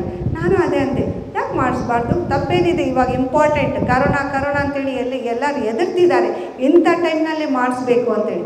ಮನೆಗಿನಿಂದ ಹೊರಗಡೆ ಬರಲ್ಲ, ಯಾವ ಥರ ನೀನು ಕರೆಸ್ತೀಯಾ ಅಂಥೇಳಿ. ಆಗ ಅಂದ್ಕೊಂಡೆ, ಸದಾನಂದ ಪಿರಮಿಡ್, ಅದಕ್ಕೆ ಅಧ್ಯಕ್ಷರು ಕೃಷ್ಣಪ್ಪ ಸಾರ್, ಅದಕ್ಕೆ ನಮಗೆ ಎಷ್ಟೋ ಸಾರ್ ಅಂದ್ರಲ್ಲ ಸೇವೆ, ಆ ಸೇವೆ ನಾನು ಸಾಧನೆ ಮಾಡ್ತಾ ಇರುವಾಗ ಬಂತ್ರಿ ನನಗೆ ಅಲ್ಟಿಮೇಟ್ ಸೇವೆ. ಒಂದು ಪಿರಮಿಡ್ ಕಟ್ಟವಾಗಿರ್ಬೋದು, ಒಂದು ಪಿರಮಿಡ್ ಈವೆಂಟ್ ಇರ್ಬೋದು, ನಡೀತು ಬುದ್ಧ ಹುಣ್ಣಿಮೆ, ಆ ಒಂದು ಸಂಭ್ರಮಾಚರಣೆ ಇರ್ಬೋದು, ಒಂದು ಕಡ್ತಾಳ್ದು ಇರ್ಬೋದು, ಇಲ್ಲ ಇದೇ ಥರ ಮಾಡ್ತಾ ಇದ್ದೀರಾ. ಇದು ಕೂಡ ಒಂದು ಅದ್ಭುತನೇ, ಮಹಾಯಜ್ಞ ಅಂತ ಹೆಸರಿಟ್ಟಿದ್ವಿ, ಇದನ್ನು ಅದ್ಭುತ. ಇದಕ್ಕೆಲ್ಲ ಮಾಡಿದ್ದು ಸಹಾಯ ಸಹಕಾರ ಮಾಡಿರೋರು ಪ್ರತಿ ಒಬ್ಬರಿಗೆ ಆ ಒಂದು ಎನರ್ಜಿ ಕನೆಕ್ಟ್ ಆಗ್ತಾ ಇರುತ್ತೆ ರೀ ಅದು.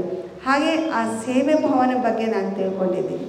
ಸೇವೆ ಪತ್ರಿಸಾರ ಹೃದಯದಲ್ಲಿ ಇರಬೇಕಂದ್ರೆ ಕೇವಲ ಸಾಧನೆ ಮಾತ್ರನೇ ಅಲ್ಲ, ಪ್ರಚಾರನೇ ಅಲ್ಲ, ಸೇವೆ ಎಷ್ಟು ಮಾಡ್ತೀವೋ ಅಷ್ಟು ಅವರು ಒಳಗಡೆ ಇಟ್ಕೊತಾರೆ ಅಂಬೋದು ನಾನು ನೋಡಿದ್ದೀನಿ.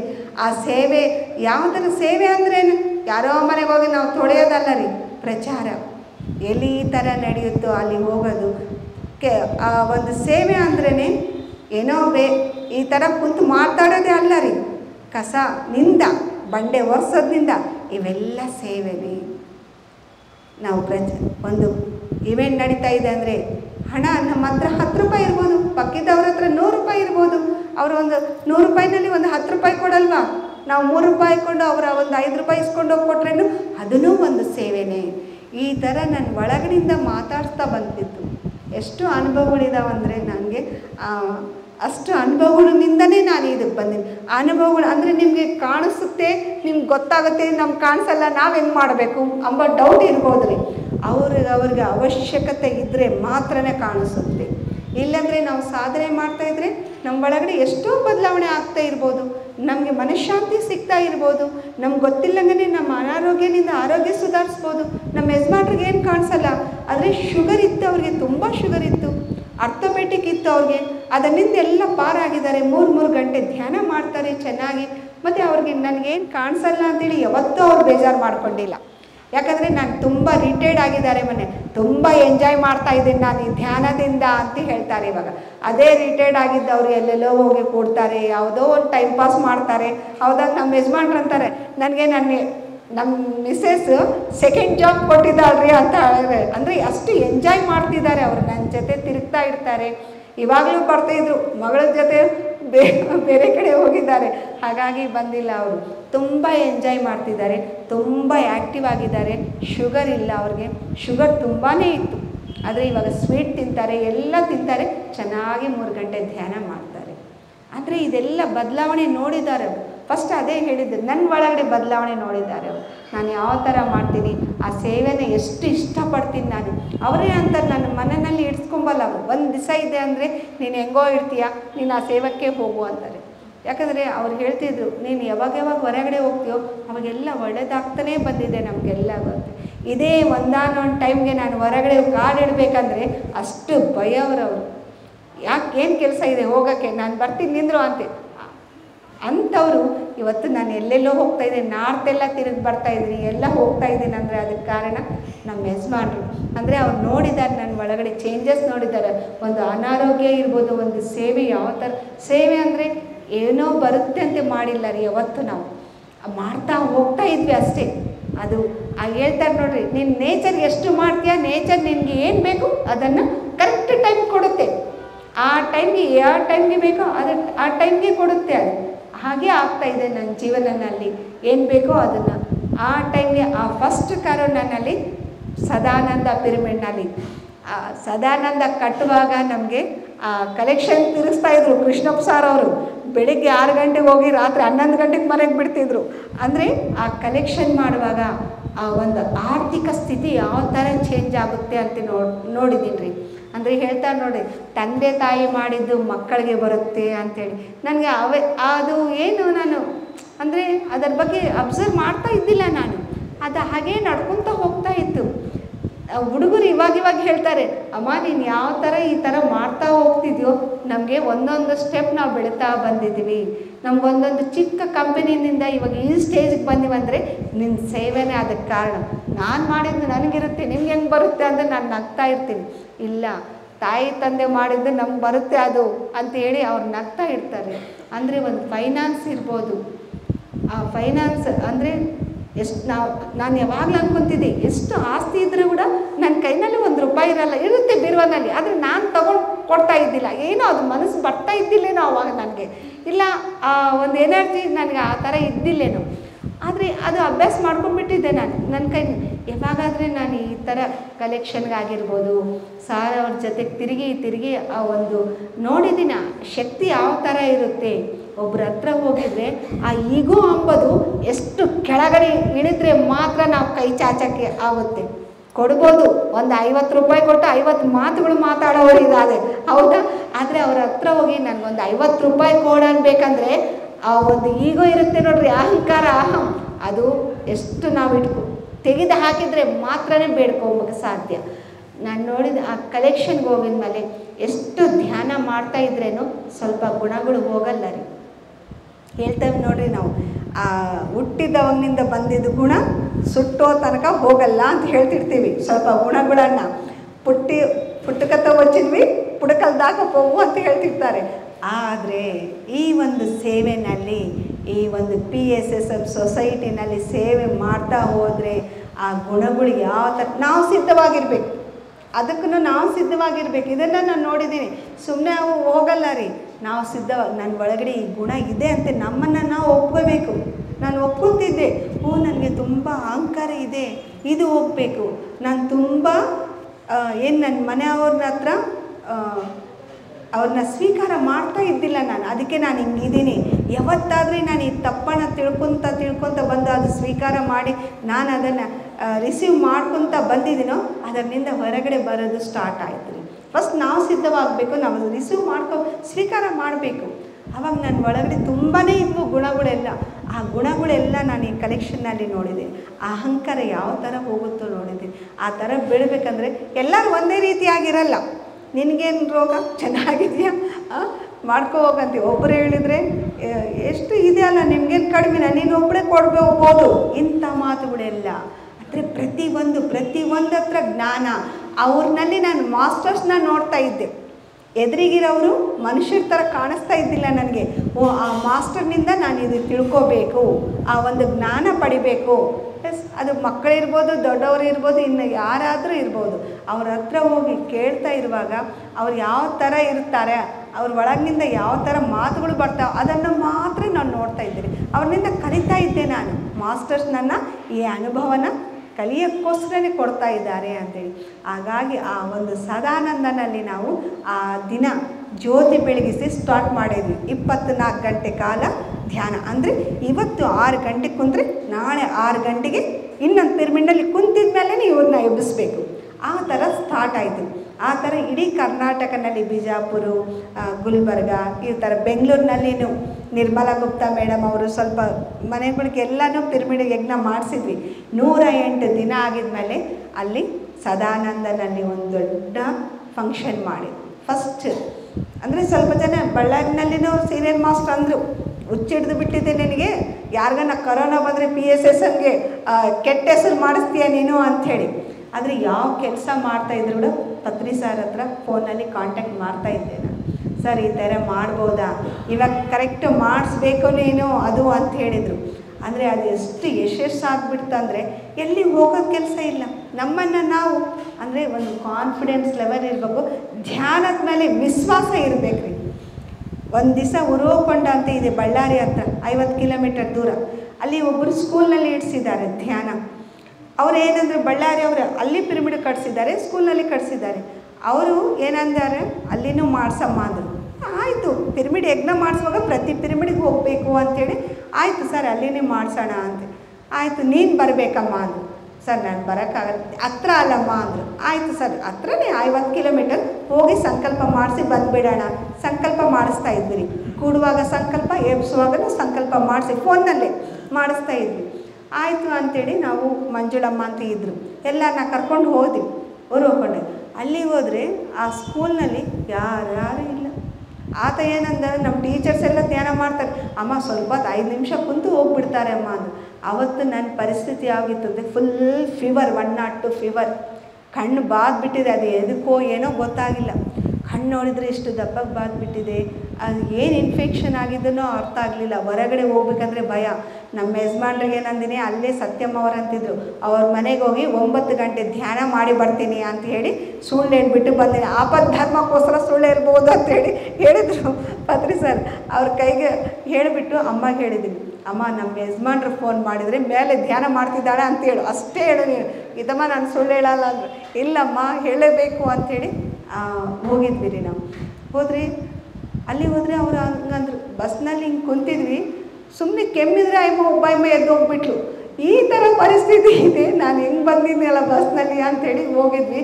ಅಲ್ಲಿ ನೋಡಿದ್ರೆ ಯಾರೂ ಇಲ್ಲ. ಆತ ನೋಡಿದ್ರೆ 24 ಗಂಟೆ ಕಾಲ ನೀನೇ ಕೊಡ್ಬೇಕಂತಾನೆ. ನಾನೊಂದೇ ಸರ್ ನನ್ನ 102 ಫೀವರ್ ಇದ್ರೂ ಧ್ಯಾನ ಮಾಡಿದರೆ ಟ್ಯಾಬ್ಲೆಟ್ಸ್ ತಗೊತಾ ಇದ್ದಿಲ್ಲ ರೀ. ಮಾಸ್ಟರ್ಸ್ ಯಾವ ಥರದ ಸಹಾಯ ಮತ್ತು ಟೆಸ್ಟ್ನೂ ಮಾಡ್ತಾರೆ ಅನ್ನೋಕ್ಕೋಸ್ಕರ ಹೇಳ್ತಾ ಇದ್ದೀನಿ ನಾನು ನಿಮಗೆ. ಅಂದರೆ ನಾನು ಅಂದೆ, ಪತ್ರಿ ಸರ್ ಏನಪ್ಪ ಇದು ನನಗೆ ಪರೀಕ್ಷೆ, ಇವ್ರು ನೋಡಿದರೆ ಇದಾರೆ ಇಲ್ಲ ಅಂದಿದ್ದಕ್ಕೋಸ್ಕರ ನಾನು ಒಪ್ಕೊಂಡು ಬಂದಿದ್ದೀನಿ. ಇವಾಗ ನೋಡಿದ್ರೆ ಅದು ಸ್ಕೂಲ್ ಹೆಂಗಿದೆ ರೀ, ಒಳಗಡೆ ಇದೆ ಸ್ಕೂಲ್, ಗೇಟ್ ಎಲ್ಲೋ ಇದೆ, ತುಂಬ ಗಾರ್ಡನ್ ಥರ ಇದೆ. ಒಳಗೆ ಕುಂದರೆ ಯಾರು ಒಳಗಡೆ ಕಾಣಿಸಿಲ್ಲ. ನಾನಂದ್ರೆ ಸರ್ ಏನು ಸರ್ ನೀವು ಈ ಥರ ಮಾಡಿದ್ದೀರಲ್ಲ ಅಂತೇಳಿ.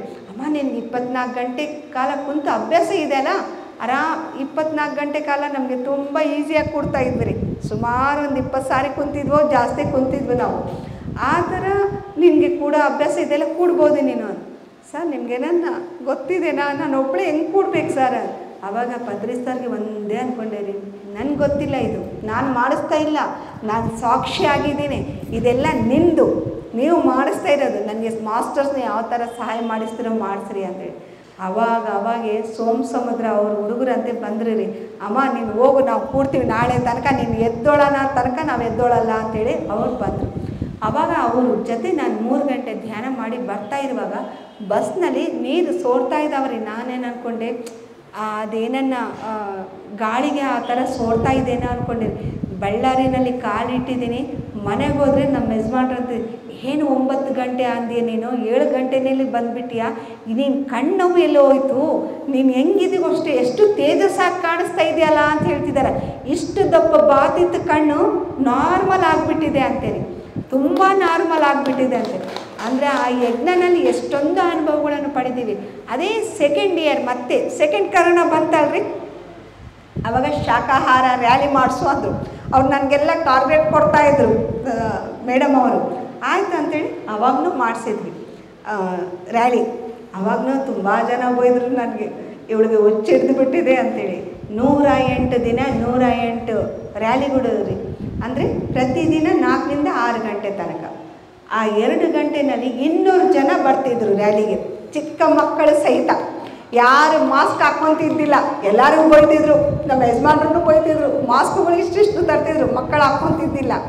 ಆವಾಗ ಸಾರ್ ಅವರು ತುಂಬ, ಅವ್ರಿಗೆ ಯಾವಾಗಲೂ ನಾವು ನೆನೆಸ್ತೀವಿ, ಕೃಷ್ಣಪ್ಪ ಸಾರ್ ಅವ್ರಿಗೆ. ಆಟೋನಲ್ಲಿ ಎಲ್ಲ ಇಟ್ಕೊಂಡು ಹೋಗ್ತಾಯಿದ್ವಿ, ಕ್ಯಾಪ್ಗಳು, ಫ್ಲೆಕ್ಸರ್ಸು. ಅದು ನೋಡ್ರಿ, ಒಂದು ಸಂಕಲ್ಪಕ್ಕೆ ನಾವು ಕಾಲಿಟ್ಟರೆ ಮಾಸ್ಟರ್ಸ್ ಸಹಾಯ ಮಾಡ್ತಾರೆ. ಎಲ್ಲಿದ್ರೂ ಪಿರಮಿಡ್ ಯಜ್ಞ ಮಾಡಿಸುವಾಗ ಎಷ್ಟೋ ಅನುಭವಗಳಾಗಿದ್ದಾವೆ. ಮಾಸ್ಟರ್ಸೇ ಬಂದು ಅವ್ರ ರೂಮ್ನಲ್ಲಿ ಕುಂತಿದ್ದ ಥರನೂ ಎಷ್ಟೋ ಜನ ಅನುಭವ ಪಟ್ಟಿದ್ದಾರೆ. ಬೀದರ್ನಲ್ಲಿ ಅವ್ರು ಇನ್ನೂ ಕುಂತಿಲ್ಲಂತೆ. ಅಯ್ಯೋ ಲೇಟ್ ಆಗಿಬಿಟ್ಟಿದೆ ಅಲ್ಲ, ಹೋಗಿ ಕೂಡೋಣ ಅಂತ ಮೇಲೆ ಹೋಗಿ ನೋಡಿದ್ರೆ ಆಲ್ರೆಡಿ ಯಾರೋ ಒಬ್ಬರು ಕುಂತಿದ್ರಂತೆ. ಅಯ್ಯೋ ಬಿಡಪ್ಪ ಕುಂತಿದ್ದಾರೆ ಅಂತೆ, ಮೇಡಮ್ ಕುಂತಿದ್ದಾರೆ, ಅವ್ರನ್ನ ಎಬ್ಸ್ಬಿಡ್ರಿ ನೀವು ಅಂತ ಹೇಳಿದಾರಂತೆ. ಆಯ್ತು ಅಂದರೆ ಅವ್ರು ಯಾರೋ ಪರಿಚಯ ಇಲ್ಲ, ಅವ್ರಿಗೆ ಹೊಸೊಬ್ರಂತೆ. ಆಮೇಲೆ ಅವ್ರು ಎದ್ದಿದ ಮೇಲೆ ಅವ್ರು ಯಜಮಾನ್ರ ಕೂಡಿಸಿ ಅವ್ರು ಕೇಳಿದ್ರಂತೆ, ಎಲ್ಲಿಂದ ಬಂದಿರಮ್ಮ ಅಂದರೆ ಇಲ್ಲೇ ಇವರೇ ಅಂತಾರಂತೆ. ಇಷ್ಟುವರೆಗೆ ಅವ್ರು ಯಾರು ಅಂಬೋದು ಗೊತ್ತಾಗಿಲ್ಲ, ಅವ್ರು ಕಾಣಿಸೂ ಇಲ್ಲ. ಅಂದರೆ ಮಾಸ್ಟರ್ಸ್ ಬಂದೇ ಕೂಡ್ತಾರೆ ಅನ್ನೋಕ್ಕೆ ನಿದರ್ಶನ ಇದು. ಅದೇ ಥರ ರ್ಯಾಲಿ ಮಾಡುವಾಗ ಆ ಥರ ಆಟೋನಲ್ಲಿ ತಗೊಂಡು ಹೋಗ್ತಾ ಇದೆ ಎಲ್ಲ ನಾನು. ಆದರೆ 9 ದಿನಕ್ಕೆ ಕೃಷ್ಣಪ್ಪ ಸಾರಿ ಇವಾಗ ವ್ಯಾನ್ ತಿರುಗ್ತಾ ಇದೆ ನೋಡ್ರಿ, ಅದು ರ್ಯಾಲಿಗೆ ಕೊಟ್ಟಿದ್ದು ಮಹಾನ್ ಭಾವರು ಕೃಷ್ಣಪ್ಪ ಸಾರ್ ಅವರು. ವ್ಯಾನೇ ತಗೊಂಡು ಬಂದುಬಿಟ್ರು. ನಾವೇನು ಅಂದ್ಕೊಂಡಿದ್ವಿ, ಒಂದು ಸೆಕೆಂಡ್ ಹ್ಯಾಂಡ್ ವ್ಯಾನ್ ತಗೊಂಬೋಣ ಅಂತಿತ್ತು ನಮ್ಮ ಒಳಗಡೆ. ಈ ಥರ ಹೋಗುವಾಗ ಕಷ್ಟ ಆಗ್ತಾಯಿದೆ ನಮಗೆ ಅಂಥೇಳಿ. ಆದರೆ ಸರ್ ಏನಮ್ಮ ನೀನು ಹಳೇದಂಬೋದೇ ಮರ್ತು ಬಿಡು, ಹೊಸತನ ಇಟ್ಕೋ ಎಲ್ಲ ಅಂಥೇಳಿ ಅವಾಗೆ ಶೋರೂಮ್ಗೆ ಹೋಗ್ಬಿಟ್ಟು ಅವರು ಒಂದು ವ್ಯಾನೇ ತೊಗೊಂಡು ಬಂದುಬಿಟ್ರಿ. ಆ ವ್ಯಾನ್ ನಿಜವಾಗ್ಲೂ ವ್ಯಾನ್ ಅನ್ನೋಕ್ಕನ್ನು ಅದೊಂದು ಗ್ರ್ಯಾಂಡ್ ಮಾಸ್ಟರ್ ಅಂತ ಹೇಳೋಕ್ಕೆ ಇಷ್ಟಪಡ್ತೀನಿ ನಾನು. ಯಾಕಂದರೆ ಆ ವ್ಯಾನಿಂದ ಎಷ್ಟು ವಿಶ್ವದ ಕೆಲಸ ನಡೀತಾ ಇದೆ ಅಂದರೆ ವಿಶ್ವ ಕಲ್ಯಾಣಕ್ಕೋಸ್ಕರನೇ ಆ ವ್ಯಾನ್ ಇದೆ. ಆ ಥರ ನಡೀತಾ ಇದೆ ಮತ್ತು ಅದ್ಭುತವಾಗಿ ನಡೀತದೆ. ಆ ರ್ಯಾಲಿನಲ್ಲಿನೂ ಎಷ್ಟೋ ಅನುಭವಗಳು ರೀ. ಆ ರ್ಯಾಲಿ ಸಸ್ಯಾಹಾರ ರ್ಯಾಲಿ ಅಂದ್ರೇ ಅದ್ಭುತ. ಮಟನ್ ಮಾಡೋರಿಗೆ ಮಟನ್ ಬಿಟ್ಬಿಟ್ಟು ಇವಾಗ ಹ್ಯಾಪಿಯಾಗಿ ಜನರಲ್ ಸ್ಟೋರ್ ಇಟ್ಕೊಂಡಿದ್ದಾರೆ. ಅಂದರೆ ಅನುಭವಗಳು ಹೇಳ್ತಾ ಹೋದ್ರಿ ಈ ಥರ. ಆ ಒಂದು ರ್ಯಾಲಿನೂ ಅದ್ಭುತವಾಗಿ ಕೃಷ್ಣಪ್ಪ ಸಾರ್ ಅವರ ಒಂದು ಆದರ್ಯನಲ್ಲಿ, ಲಕ್ಷ್ಮೀ ಮೇಡಮ್ ಆದರ್ಯನಲ್ಲಿ ಅದ್ಭುತವಾಗಿ ನಡೀತೀರಿ. ಆವಾಗ ಅಮ್ಮ ಶಕ್ತಿ ಪಿರಮಿಡ್ ಧ್ಯಾನ ಕೇಂದ್ರ ಅಂಥೇಳಿ ಒಬ್ಬರು ಅಲ್ಲಿ ಸ್ಥಳದಾತರು, ರೈತರು, ಸಾಮಾನ್ಯ ರೈತರು ಆ ಸ್ಥಳನ ದಾನ ಮಾಡಿದರೆ ಅದು ಎಲ್ಲ ಹೋಗಿ ಧ್ಯಾನ ಮಾಡಿಸಿದ್ರು. ಎಷ್ಟೋ ಜನ ಬಂದು ಧ್ಯಾನ ಮಾಡ್ತಾಯಿದ್ರು, ಸಂಕಲ್ಪ ನಡೀತಾ ಇತ್ತು. ಅಂದರೆ ಪತ್ರಿ ಸಾರ್ ಬಂದು ಭೂಮಿ ಪೂಜೆ ಮಾಡಿಸಿ ಹೋದರು. ಆವಾಗ ಸಾರ್ ಅವರು, ಕೃಷ್ಣಪ್ಪ ಸಾರ್ ಅವರು, ಭಾರತಿ ಪ್ರೇಮ್ ಕುಮಾರ್ ಅವರಿದ್ದಾರಲ್ಲ, ಅವ್ರಿಗೆ ಕರ್ಕೊಂಡು ಬಂದು ತೋರಿಸಿದ್ರು. ಅವರು ಹೇಳಿಬಿಟ್ಟು ಹೋದರು. ಆದರೆ ಆವಾಗ ಆ ಪಿರಮಿಡ್ ಒಂದು ಸ್ಥಳನಲ್ಲಿ ಕೃಷ್ಣಪ್ಪ ಸಾರ್ ಅವ್ರು ನಿಂತು ಭೀಮಾ, ಸುದರ್ಶನ್, ಶಿವಪ್ಪ, ಗೌಡ ಸಾರು, ಮಂಜಣ್ಣ ಸಾರು ಇವರೆಲ್ಲ ಸಂಕಲ್ಪದಿಂದ ಅದು ಅದ್ಭುತವಾಗಿ ಆದಿದೆ. ಅಮ್ಮ ಶಕ್ತಿ ಅಂದ್ರೇ ಒಂದು ಶಕ್ತಿ. ಅಲ್ಲಿ ಅದೊಂದು ಅನುಭವ ಹೇಳ್ತೀನಿ ನಾನು. 24 ಗಂಟೆ ಕಾಲ ತುಂಬಾ ಮಾಡ್ತಾಯಿದ್ವಿ ಅಲ್ಲಿ. ಆ ಒಂದು ಎನರ್ಜಿ ಬೂಸ್ಟ್ ಆಗಬೇಕಂತೇಳಿ ಆ ಒಂದು ಅಮ್ಮ ಶಕ್ತಿ ಬಂದಿದೆ. ಫಸ್ಟ್ ಅದು ಅಷ್ಟು ದೊಡ್ಡದು ಬರುತ್ತೆ ಅಂತೇಳಿ ಯಾರೂ ಅಂದ್ಕೊಂಡಿಲ್ಲ ರೀ. ಸುಮ್ಮನೆ ಪಿರಮಿಡ್ ಒಂದು ಹಾಲು ಅಷ್ಟೇ ಅಂದ್ಕೊಂಡಿದ್ವಿ. ಆದರೆ ಅದು ಬರ್ತಾ ಇವಾಗ ಯಾರಾದರೂ ಬಂದರೂ ಕೂಡ ಅಲ್ಲಿ ಉಳ್ಕೊಂಡು ಸಾಧನೆ ಮಾಡಿ ಎಷ್ಟು ದಿನ ಆದ್ರೂ ಇರೋಕ್ಕೋಸ್ಕರ ಅನುಕೂಲ ಎಲ್ಲ ಮಾಡಿಕೊಟ್ಟಿದ್ವಿ. ನಿತ್ಯ ಅನ್ನದಾನ ನಡೆಯುತ್ತೆ. ಇದೆಲ್ಲ ಪತ್ರಿ ಸಾರೇ ಇಡ್ಸಿದ್ರಲ್ಲಿ. ಫಸ್ಟ್ ಟೈಮ್ ಬಂದು ಭೂಮಿ ಪೂಜೆ ಮಾಡಿಸಿದ್ರು. ಸೆಕೆಂಡ್ ಟೈಮ್ ಬಂದಮೇಲೆ ನನಗೆ ಅಲ್ಲಿ ನಮ್ಮ ತಾಯಿ ಹೆಸರು ಮೇಲೆ ಅನ್ನದಾನ ಮಾಡಿಸ್ಬೇಕು ಅಂತ ಹೇಳಿದರು. ರಾತ್ರಿ 9 ಗಂಟೆಗೆ ಹೇಳಿದ್ದಾರೆ. ಅವಾಗ ಹೋಗಿ ಎಲ್ಲ ರೆಡಿ ಮಾಡಿದ್ವಿ. ಇನ್ನು ಪ್ಲಾಸ್ಟಿಂಗ್ ಇಲ್ಲ, ಫ್ಲೋರಿಂಗ್ ಇಲ್ಲ, ಏನಿಲ್ಲ. ಸಾರ್ ಬಂದರು, ಹಾಲು ಉಗ್ಸಿದ್ರು. ಅವತ್ತದಿಂದ ಶುರು ಆಗಿದ್ದು 1.5 ವರ್ಷ ಮೇಲೆ ಆಗಿದೆ. 2 ವರ್ಷ ಮೇಲೆ ಆಗಿದೆ. ನಿತ್ಯ ಅನ್ನದಾನ ನಡೀತಾ ಇದೆ. ಮತ್ತು 3ನೇ ಸಾರಿ ಸಾರ್ ಬಂದಿದ್ದರು. ಸಾರ್ ಯಾವ ಟೈಮ್ ಬಂದಾರೋ, ಯಾವ ಡೇಟ್ಗೆ ಬಂದಿದ್ದಾರೋ ಕರೆಕ್ಟ್ ನೆಕ್ಸ್ಟ್ ಇಯರ್ ಅದೇ ಟೈಮು ಅದೇ ಡೇಟ್ಗೆ ಪತ್ರಿ ಅಮ್ಮ ಕೈದಿಂದ ಅದು ಓಪನಿಂಗ್ ಆಗಿದೆ. 7,000 ಜನದಿಂದ ಅದು.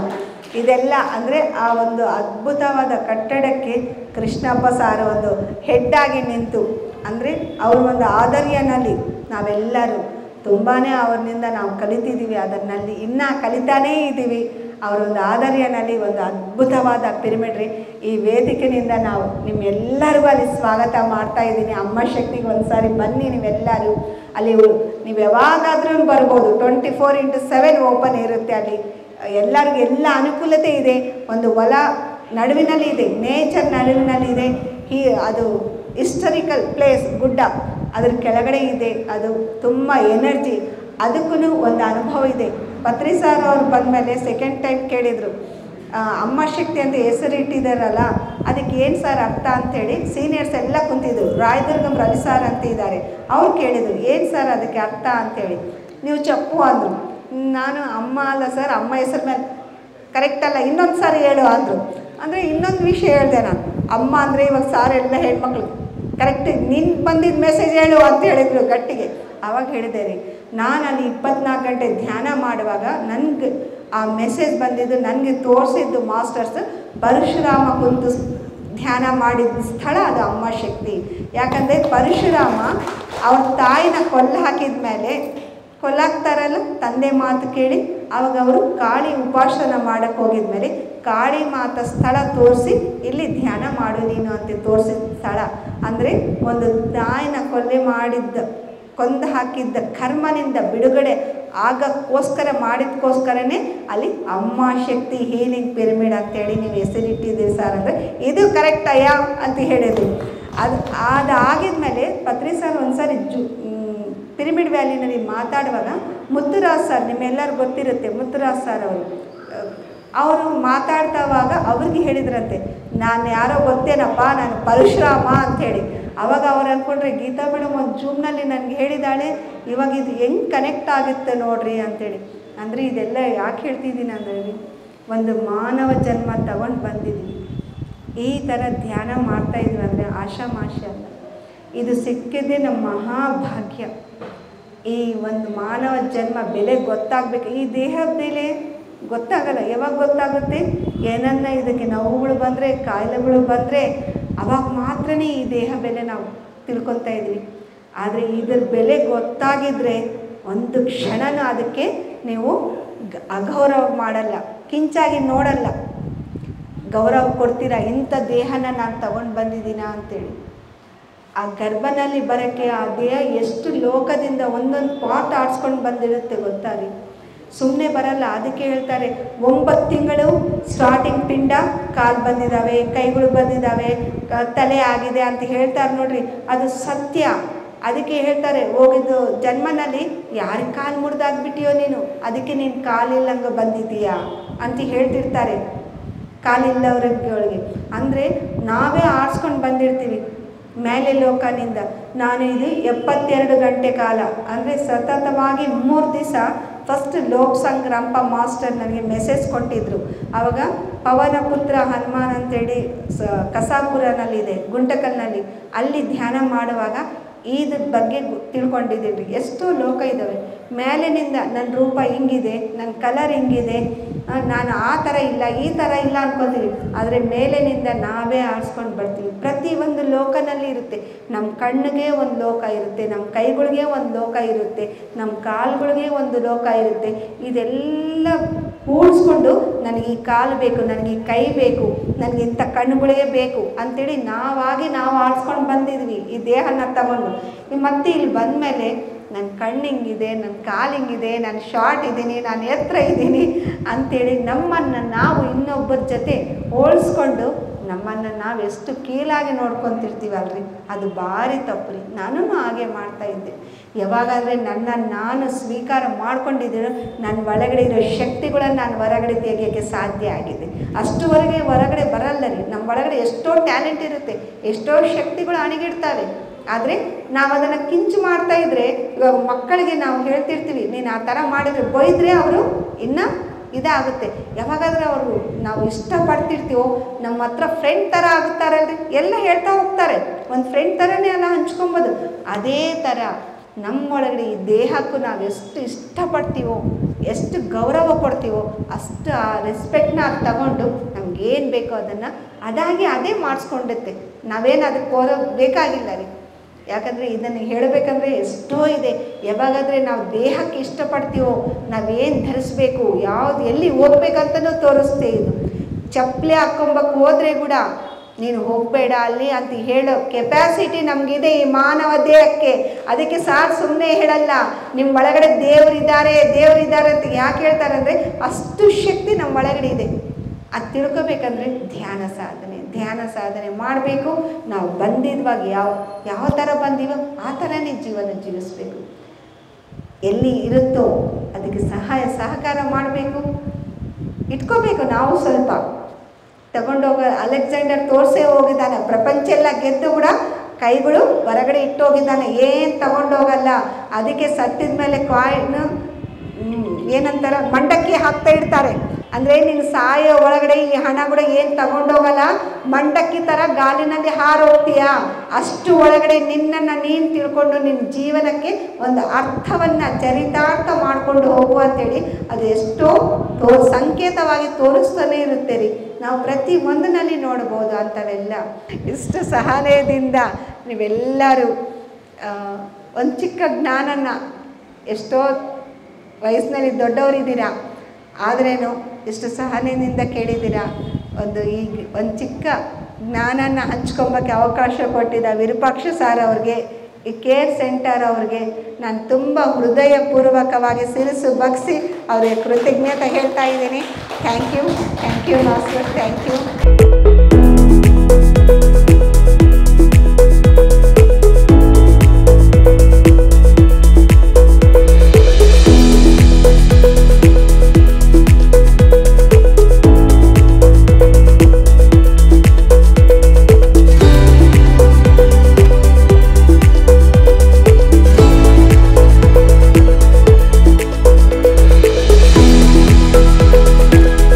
PMC ಕನ್ನಡ ಚಾನೆಲ್ ಅನ್ನು ಲೈಕ್ ಮಾಡಿ, ಶೇರ್ ಮಾಡಿ, ಸಬ್ಸ್ಕ್ರೈಬ್ ಮಾಡಿ ಮತ್ತು ಮಾಡಿಸಿ.